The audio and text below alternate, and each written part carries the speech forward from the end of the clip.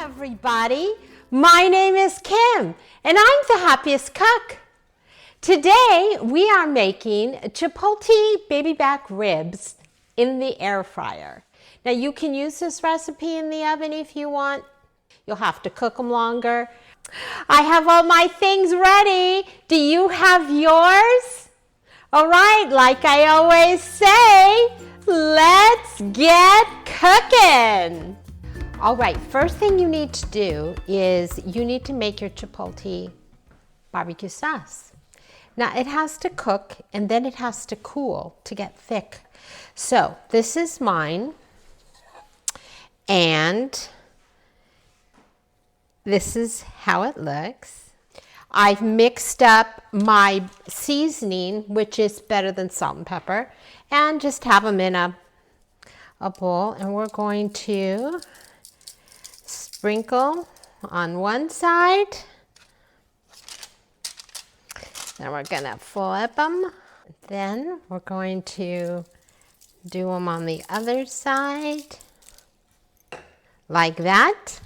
I have 2 racks. They are sprayed with nonstick spray, and all I'm gonna do is I am going to lay my ribs just like this, and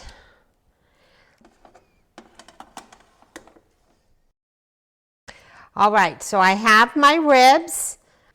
I'm going to turn my temperature up to 400. I am going to cook them for 20 minutes.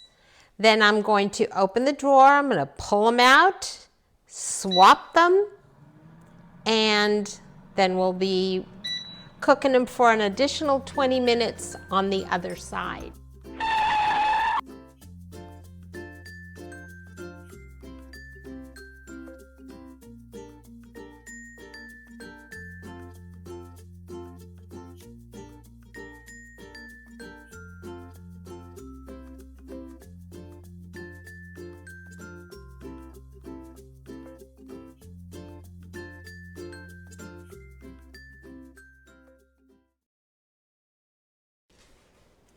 Our ribs are done. And don't you wish you had smell-o-vision now? These are ribs.